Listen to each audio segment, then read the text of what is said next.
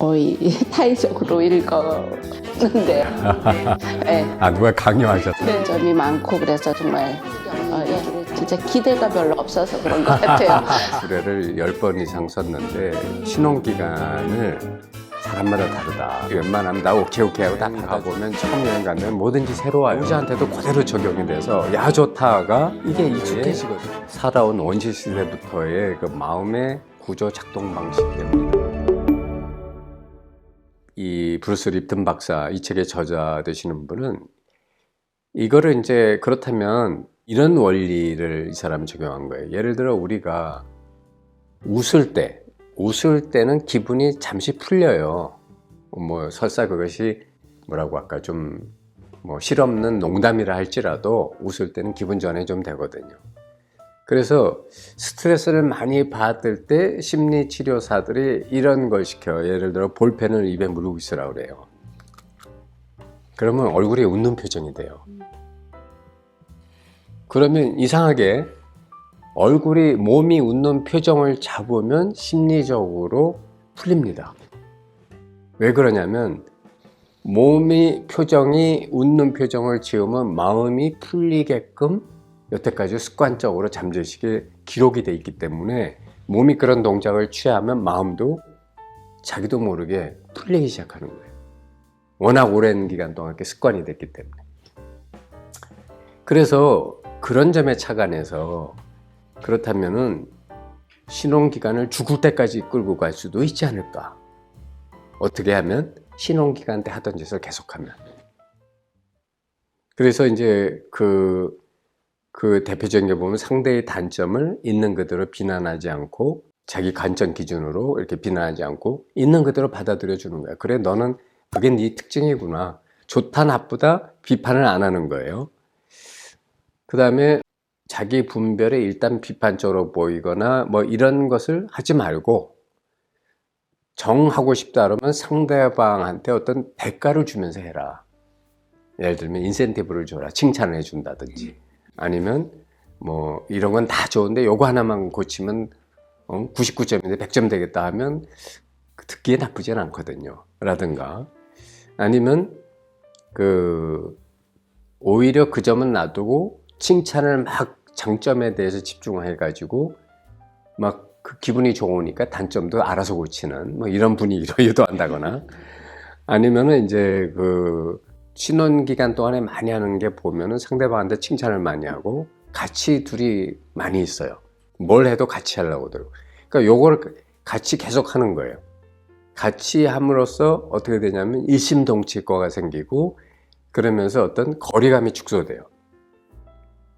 그래서 우리 둘은 항상 어떤 일을 힘든 일일수록 같이 하고 또 상대방을 배려한다라는 인식을 이렇게 심어줘요. 그리고 이제 둘만의 어떤 비밀을 가져요. 우리 둘만 알아듣는 비밀, 뭐 사인 이런 말하면 뭐 이제 이런 것들을 해가지고 가능하면 둘이 한 몸 내지 한 마음이라고 하는 어떤 공감대, 교감대를 많이 갖는 거예요. 이제 이런 식으로 하면 허니문 기간이 길어진다. 신혼기간 때 하던 그러니까 마치 연필을 입에 물고 있으면 스트레스가 덜어지는 것처럼 신혼기간 때 하던 짓을 계속 반복해 하면 부부 사이의 신혼기간이 길어진다. 이런 방법에 착안한 거예요. 우리가 이제 사실은 허니문 효과가 죽을 때까지 영원히 가면 좋겠지만 그러기가 어렵죠.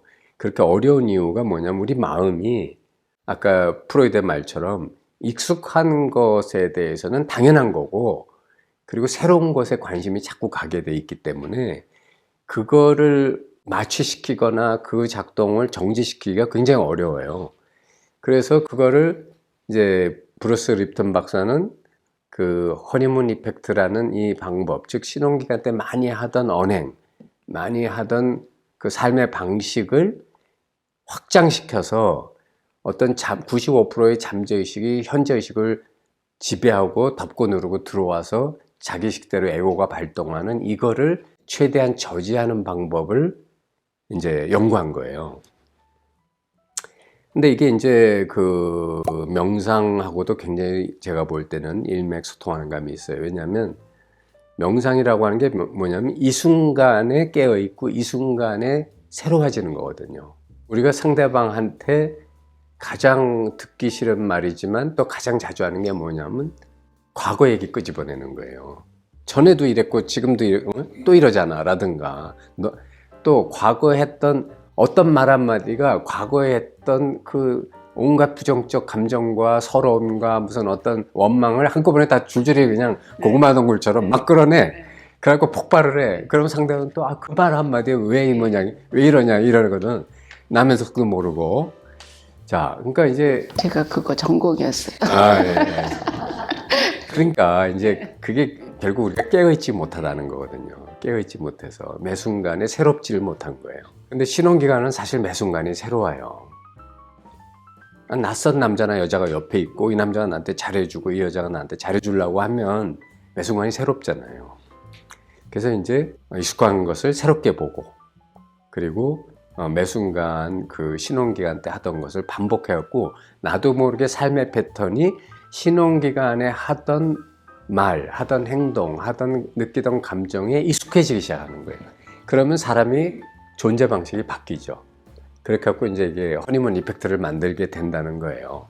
저는 그게 이제 굉장히 일리도 있고 저도 제 삶에 적용해 봐서 와이프하고 사이가 굉장히 많이 개선이 됐어요. 그래서 저는 상당히 효과 있는 그 프로그램이다 그렇게 생각을 해서 그 결혼 주례했을 때도 이 얘기를 참 많이 했습니다. 제가 볼 때 명상하는 사람으로서 삶 전체에 허니문 이펙트를 도입하는 게 뭐냐면 배우자가 아니라 예를 들면 세상 우주 전체와 이렇게 하면 그러면 내 삶 자체가 허니문 이펙트로 확장되는 것 같아요. 다시 말하면 우주와 더불어 결혼 생활을 하는 거예요. 세상과 더불어. 그래서 우주한테 말을 걸고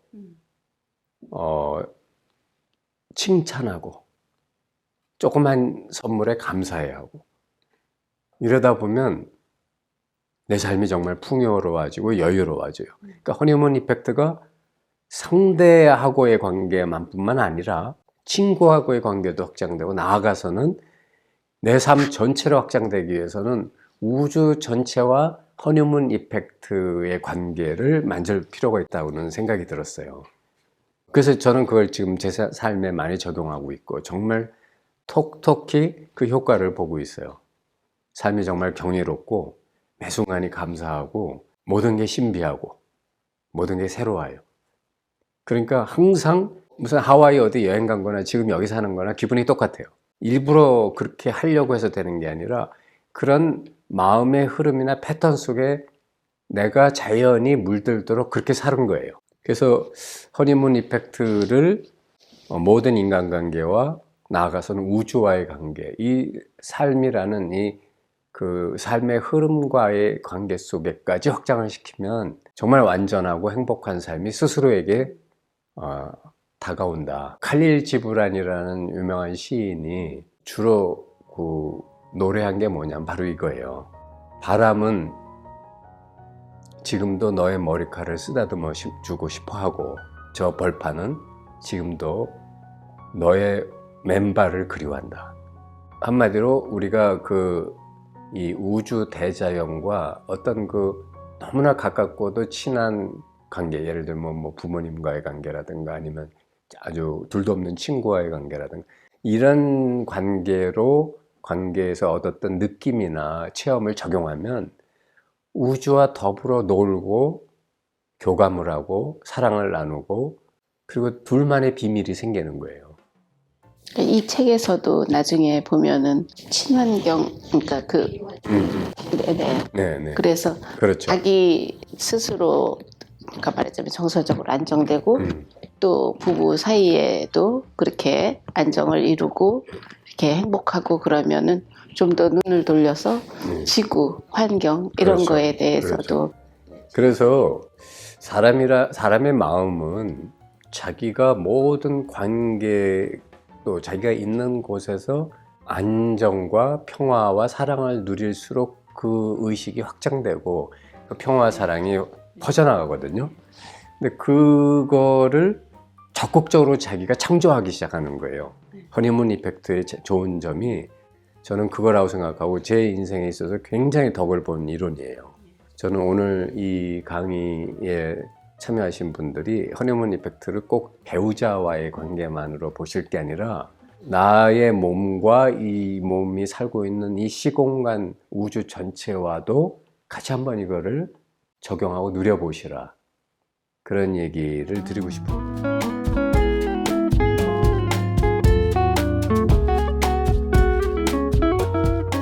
그래서 이제 성경도 보면 범사에 감사해라. 늘 깨어있어라. 깨어있으란 말이 뭐냐면 우주의 관계를 느껴보라는 거예요. 그 다음 세 번째로 서로 사랑해라. 사랑한다는 게 뭐예요? 바로 허니문 이펙트를 계속 발동시킨다는 거죠. 그 다음에 내 잔이 넘침을 항상 감사해라. 이것도 당연히 그런 얘기고, 모든 작은 체험과 일상 속에서 커다란 신의 손길, 커다란 사랑의 손길, 그것이 얼마나 경이로운 기적인가를 느껴보라. 이런 것들이 결국은 허니문 이펙트와 그 일맥상통하는 그러한 체험들을 갖다 준다는 거죠. 마음이 행복하면 그런 것들이 다 새로이 보이겠죠. 네, 저절로 일어납니다. 그래서 사실은 뭐 마음이 불행한 사람은 옆에서 무슨 아주 좋은 일이 일어나도 그다지 기뻐하지 않고, 마음이 기쁜 사람은 옆에서 설사 좀 괴로운 일이 일어나도 얼마 힘을 가지고 넘어갈 수가 있어요. 그래서 우리가 이 삶을 우울증에 걸리지 않고 피곤하지 않고 언제든지 활발하게 기쁨으로 이렇게 충만하게 살아갈 수 있는 에너지를 갖고 살아갈 수 있는 비결은 허니문 이펙트를 모든 것에 적용하고 모든 관계 속에서 허니문 이펙트를 100% 누려보는 거다. 그런 생각을 합니다. 이제 이렇게 일단은 이게 이제 자기 마음을 바꾸고 또 깨어있음, 깨어있다는 거예요. 깨어있다라는 게 무슨 뭐 이렇게 자기를 윗바사나나 무슨 뭐 알아차림 이런 게 아니고요. 이런 관계에 깨어있는 거예요. 예, 오늘 저 동참해 주셔서 감사하고요. 저 발표해 주신 여인님께도 감사드립니다. 예, 이만 끝내겠습니다. 감사합니다.